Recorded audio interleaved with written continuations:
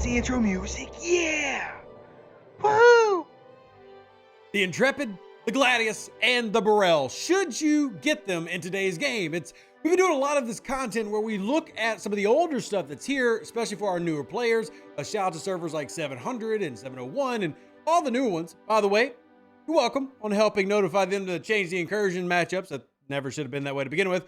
But anyway, are these valuable and should you get them? And this is actually a recent point of conversation in my Discord. In fact, we've actually talked about it quite a bit on the live streams here on YouTube. If you attend them, these are on Sundays and Wednesdays if you want to ever come to the live streams. But should you get them? And I think the answer is both yes and no. It depends on you as a player. And I want to kind of go into the details as of why. And to go into the details as of why, what I'll do first is to say why you shouldn't get them, or at least why you should maybe be choosy about what you get. The truth is, just as this conversation talks about, the 3-star economy in the game has progressed so much that, number one, you can actually afford these if you want them. But number two, not only has the economy progressed, but the game has progressed with so much power creep and so many different buildings and researches that add to overall power that a level 28 uncommon like the Centurion will carry you far into the future, all the way to the level 34 epics, which you still definitely want to get. But there is also still an argument for picking up a 32. I want to go over it. But let me cover why you shouldn't, or at least why you should be wary of doing it. I'm going to use my favorite examples first. And to do that, I'm actually going to drag this big bad boy out, be in the background. The Enterprise.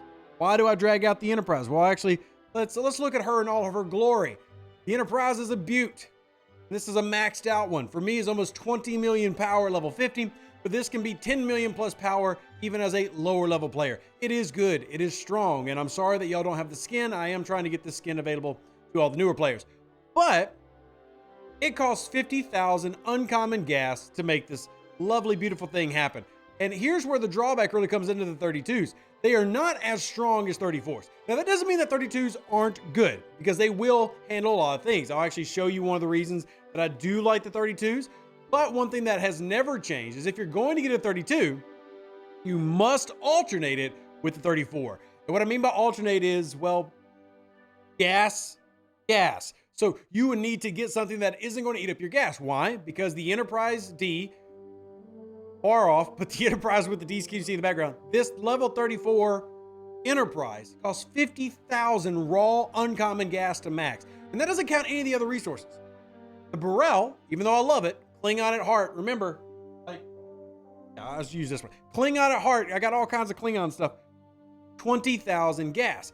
Well, that's almost half of what you're going to spend in the Enterprise, thus making your game harder. So if you wanted to do that, say the Enterprise was your goal, then you would want to get a Gladius or Burrell would be off the table. So that leaves you the Intrepid, which is what you saw that I had.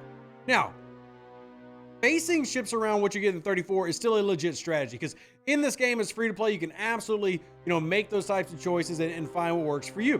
Where you can decide to say, hey, I'm just going to go Fed, I'm going to pick up an Intrepid, and I'm going to pick up an Enterprise. The only drawback to that is faction credit sourcing still isn't that fast in the 30s, and that can interfere with the officer sourcing that you're working on to get transporter patterns. So multiple things to keep on in your mind. But that doesn't mean these things aren't good and aren't valuable. They are solid in PvP. This one has the worst firing pattern of the three, but still is strong. Again, it's something coming out of the dock, several million strength. And what I personally like these for, if I'm a player in the 30s, is at level 34 and level 35, I'm using this plus my epic to do solo armadas. That's the big reason that I would say, hey, it's nice to have. Are they must-haves? Absolutely not. There are bonuses to having multiple faction ships. And one of those bonuses is if you want to go out to one of these deep systems, which I don't have the warp range for that. I don't know why I even clicked on it. If you want to go out to one of these systems and do armadas, you're going to want 3 strong ships. And in this case, it would be the Enterprise, the Intrepid, and the Defiant, right? There's another bonus to that is that if you're using a faction ship, here's my Coronar, but using an Intrepid, remember, faction ships get a bonus through various researches for things like damage, the amount of rep you gain when you hit a hostile.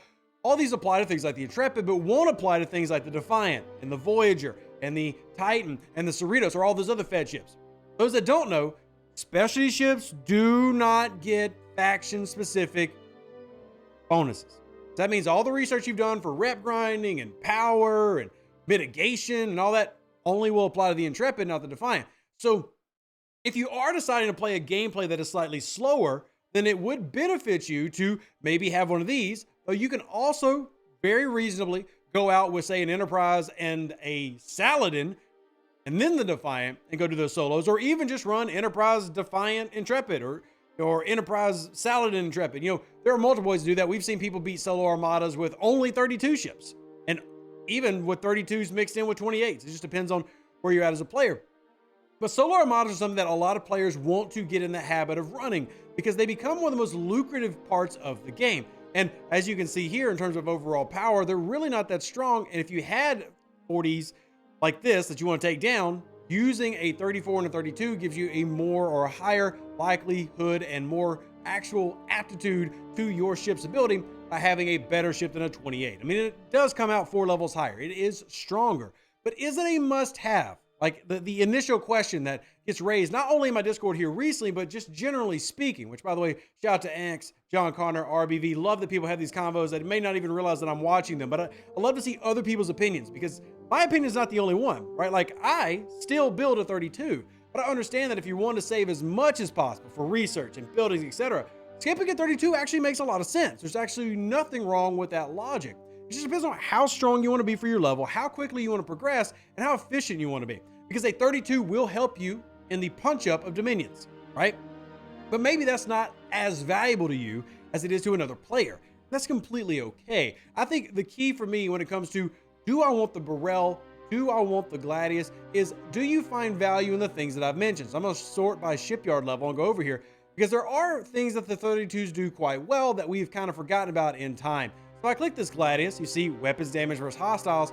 Not huge at level 1, but does help out when you're in the 30s and don't have as much research. Same thing here, and then finally, same thing here to an extent. These are not as good as they used to be, but those abilities are all based around hostile grinding. One thing you'll notice is a theme for rare faction ships. So the 32s, the 46s, up to the 56s, all of them are based around hostile grinding.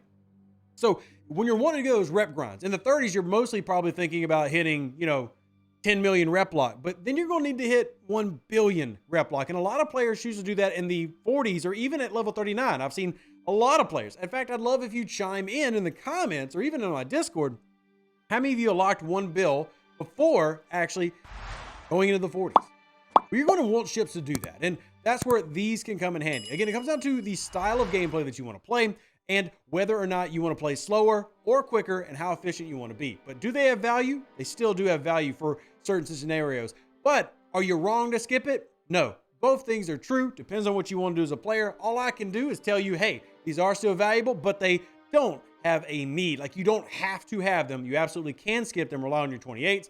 But if you do want to say do punch-ups and be stronger for your level, something worth considering. Let me know what you think down below. Live long and plunder. Stay safe for the Space Cowboys. Deuces. That's me.